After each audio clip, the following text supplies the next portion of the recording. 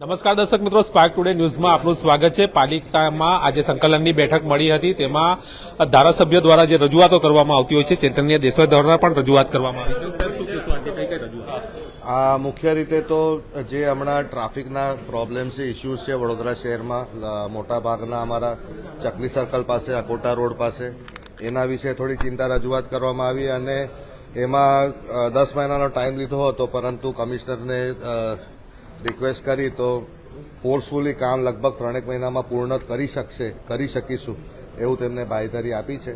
સાથે અકોટા રોડની પણ થોડી ડ્રેનેજનું જે કામ ચાલી રહ્યું છે એની અંદર પણ જે તે ડિપાર્ટમેન્ટ છે તેઓ પાસેથી આપણને આશ્વાસન મળ્યું છે કે 1-2 મહિનામાં એટલીસ્ટ એ લોકો વોર્ડ નંબર 12 વાળો રસ્તો છે ત્યાં સુધી કામ ક્લિયર કરી નાખશે, એટલે ત્યાંથી પણ ટ્રાફિકનું ભારણ ઓછું થશે।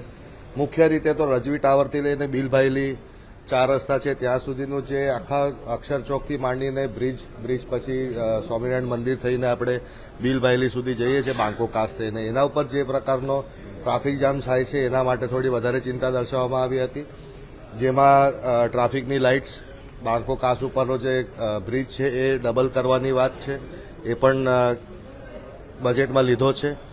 બીજું કે રજવી ટાવરથી લઈને અક્ષર ચોક સુધીનો જે ડિવાઈડર કટ્સ છે એમને પ્રોપર હજી સિંક્રોનાઇઝ કરવા માટે એક નવી પદ્ધતિ છે જે કોર્પોરેશનના એન્જિનિયરો દ્વારા મૂકવામાં આવી છે અને અમે અમદાવાદમાં પણ 1-2 જગ્યાએ જોઈ છે જે રીતે એ લોકોએ કરી છે, એટલે એ રીતની વ્યવસ્થા મૂકીશું તો કદાચ આ મેઇન ટ્રાફિક જે ડિવાઈડર્સ પર વધારે જામ થાય છે એને આપણે ઇઝ કરી શકીશું।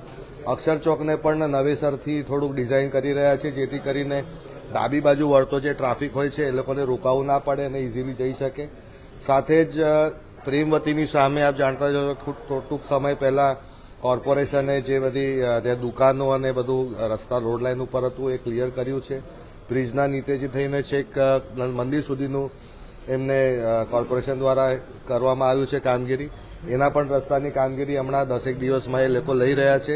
MGVCLના પોલ અને હાઈ ટેન્શનના કેબલ્સ હતા એના માટે કામ અટકેલું હતું, એટલે આ બધા મુખ્ય રીતે તો ટ્રાફિકની સમસ્યાઓ હળ કરવા માટેના રજૂઆત હતી, એથી વિશેષ કંઈ વધુ હતું નહીં। આભાર। દર્શક મિત્રો, આપણે સાંભળ્યા અકોટાના ધારાસભ્ય ચેતન્ય દેસાઈએ, ખાસ કરીને તેમની સંકલનની બેઠકમાં જે ધારાસભ્યો દ્વારા રજૂઆતો કરવામાં આવતી હોય છે, આજની આ બેઠકમાં ખાસ કરીને ટ્રાફિકની સમસ્યામાંથી નાગરિકોને પરેશાની ન થાય અને આ ટ્રાફિક હળવો થાય અને આ પરિસ્થિતિમાંથી બહાર કઈ રીતે નીકળાય તે બાબતની ચર્ચા કરવામાં આવી છે અને રજૂઆતો કરવામાં આવી છે। કેમેરામેન રાહુલ કપ્તાન સાથે Paresh Makwana, spark today news, Vadodara.